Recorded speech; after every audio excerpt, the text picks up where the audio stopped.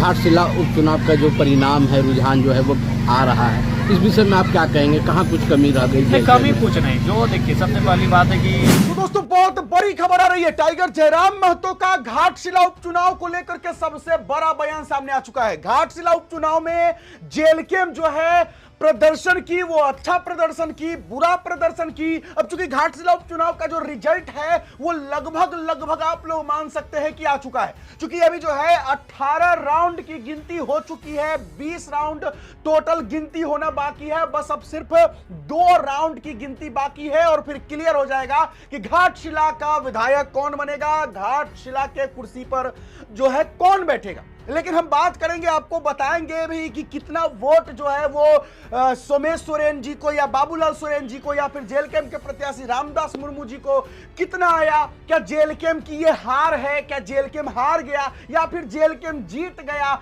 सब कुछ मैं बताऊंगा। लेकिन पहले टाइगर जयराम महतो को सुनिए, फिर बात करते हैं। घाटशिला उपचुनाव का जो परिणाम है, रुझान जो है वो आ रहा है, इस विषय में आप क्या कहेंगे? कहाँ कुछ कमी रह गई? नहीं, कमी कुछ नहीं। जो देखिए, सबसे पहली बात है कि जो हम लोग का पिछली बार वोट था, उस वोट से अगर एक वोट भी हमें अतिरिक्त आता है तो हमारी विजय होगी। क्योंकि बाकी वो गठबंधन की दलें हैं, उनके प्रचारकों में मुख्यमंत्री तक सम्मिलित हैं, उनके प्रचारकों में केंद्रीय मंत्री तक सम्मिलित हैं। और मैं जिस राजनीतिक दल से आता हूँ उसका सारा मेरे इर्द गिर्द है जो एक विधायक है। तो इसलिए हम लोग अपने प्रदर्शन से संतुष्ट हैं। अगर वहाँ एक वोट भी अतिरिक्त इजाफा होगा तो हम लोग अपने प्रदर्शन से संतुष्ट हैं। वहाँ से हम लोग फिर से जहाँ से हम लोग छूट जाएंगे वहाँ से शुरुआत करेंगे। लेकिन जयराम महतो को तो पूरा राज्य जानता है। निस्संदेह राज्य पूरा जानता है, लेकिन आज राज्य में आप देख सकते हैं जानता सभी को है। मोदी जी को भी जानता है, लेकिन मोदी जी गठबंधन के बूते कई राज्यों को जीत रहे हैं। अगर वो भारतीय जनता पार्टी व्यक्तिगत लड़े तो ना जीत पाएंगे, तो कई उसी प्रकार कांग्रेस है, झारखंड मुक्ति मोर्चा, अगर वो व्यक्तिगत लड़ेंगे तो कई सीटों पर उनका जमानत जब्त हो जाएगा।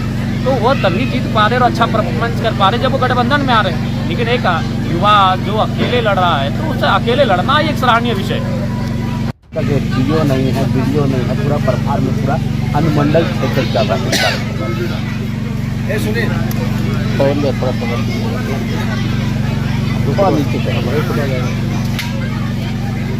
आज किस तरह से जो है सेंट्रल एकेडमी बाल दिवस समारोह मना रहा है? कि आज सेंट्रल एकेडमी के साथ साथ पूरा देश बाल दिवस को मना रहा है।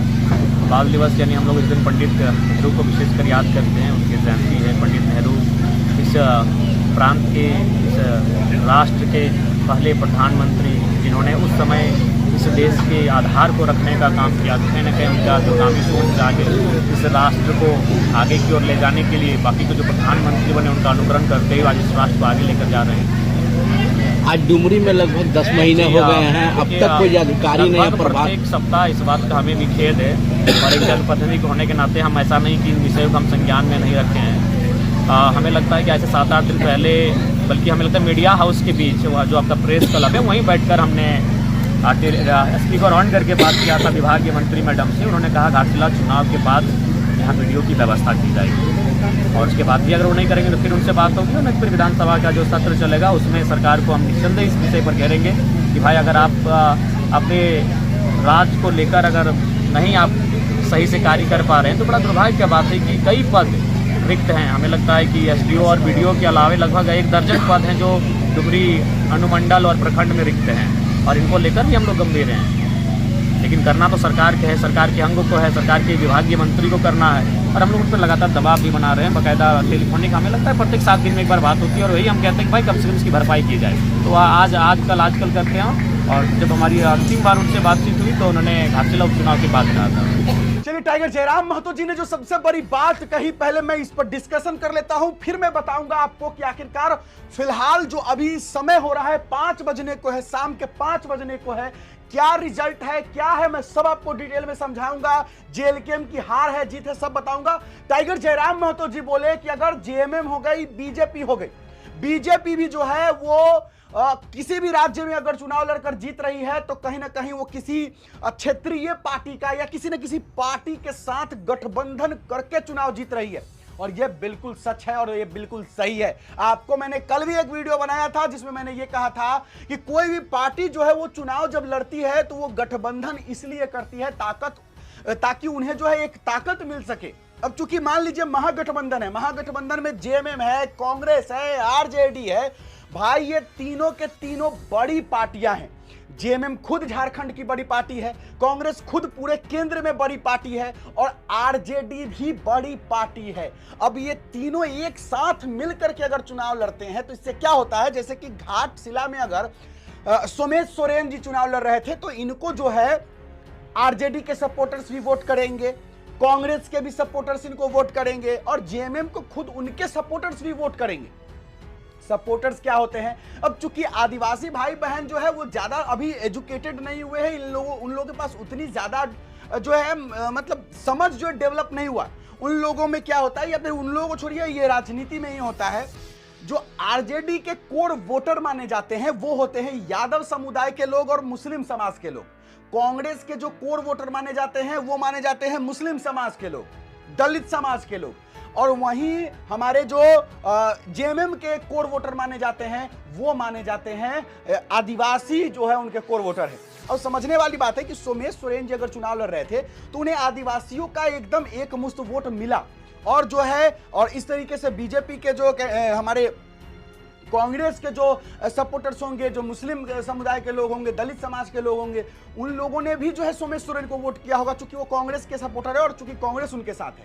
और आरजेडी से यादव समाज के लोग हो गए या मुस्लिम समाज के लोग हो गए, ये लोग भी जो है सोमेश सोरेन जी को वोट दिए होंगे, क्योंकि ये जो है वो हमारे आरजेडी जो है वो जेएमएम के साथ में। तो इस तरीके से एक मुफ्त वोट जो है मिला किनको, महागठबंधन को कहिए, सोमेश सोरेन जी को कहिए। तो ये बात सच है कि अगर टाइगर जयराम महतो ने अकेला जेएलकेएम प्रत्याशी रामदास मुर्मू उतारे हैं और जहां पर जेएलकेएम का कोई गठबंधन नहीं है, यहां तक कि आप आजसू को देख लीजिए कि आजसू भी बीजेपी के साथ गठबंधन करके जो है एक सीट मांडू से जीते, तिवारी महतो जी विधायक बने, वो भी मात्र 200-300 के आसपास, मतलब समझिए कि हार ही जाते, लेकिन 200-300 वोट एकदम छोटा मार्जिन होता है। तो कहीं ना कहीं बिना गठबंधन के अगर कोई सच में लड़ा है, जैसे कि खुद बोले हमारे टाइगर जयराम महतो कि अगर जेएमएम जो है, अगर बीजेपी जो है हो गई, अगर बिना गठबंधन के अकेले चुनाव लड़े तो जमानत तक जब्त हो जाएगा कई विधानसभा से। ये बात सच है। बिहार एग्जाम्पल है। बिहार में आज अगर जेडीयू और बीजेपी को बढ़त है या इतना हासिल कर रहा है, अगर मुकाम को इतना सीटें जीत रहा है, तो उसके पीछे का कारण है गठबंधन। और गठबंधन इसलिए किया जाता है ताकि जो है जातीय समीकरण फिट बैठ सके, सपोर्टर्स फिट बैठ सके, युवा का जो एक समीकरण फिट बैठ सके, महिलाओं का जो है वो एक समीकरण फिट बैठ सके। और यही वजह से जो है आपको कह सकते हैं कि गठबंधन लोग बनाते। अब मैं आपको फिलहाल टाइगर जयराम महतो के इस बात पर आपका क्या राय विचार है आप दे दीजिएगा। अभी मैं बात कर लेता हूं, अभी आपको मैं रिफ्रेश करके डिटेल जो है मैं शेयर कर देता हूं। स्क्रीनशॉट जो है मैं लगा दूंगा, आप देख सकते हैं। हालांकि मैं अभी ये पढ़ करके आपको मैं समझाने का प्रयास करता हूं। देखिए अभी जो है, अभी समय बज रहे हैं लगभग 5:03 हो रहा है और अभी 18 राउंड की गिनती हो चुकी है, 20 राउंड का गिनती होना है और अभी नंबर 1 पर चल रहे हैं सोमेश चंद्र सोरेन जी। जैसा कि मैंने पहले ही कहा था कि जेएलकेएम के और बीजेपी के आजसू के लड़ाई की वजह से थोड़ा फायदा जेएमएम को मिलेगा। कैसे मिलेगा मैं आगे बताऊंगा। सोमेश चंद्र सोरेन जी को लगभग 94,351 वोट मिला है अभी तक, 94,351, और जो लगभग 34,648 वोट से प्लस चल रहे हैं, आगे चल रहे हैं।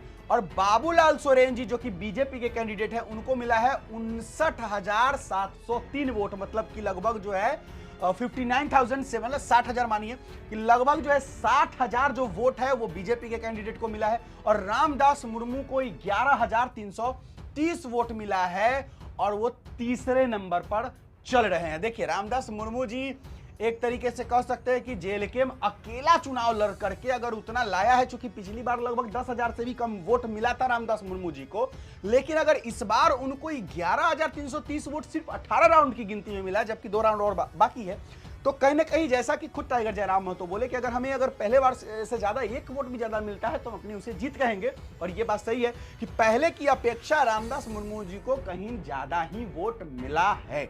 और चूंकि अब एक दूसरी वीडियो बनाएंगे जिसमें हम चर्चा करेंगे कि सोमेश सोरेन जी, बाबूलाल सोरेन जी और रामदास मुर्मू जी के बीच का जो वोट का शेयरिंग हुआ, इनको कितना वोट, इनको कितना, इनका कितना, क्यों पड़ा, किस तरीके से समीकरण फिट बैठा और कैसे वोट इनको ज्यादा मिला, वो मैं दूसरे वीडियो में चर्चा करूंगा।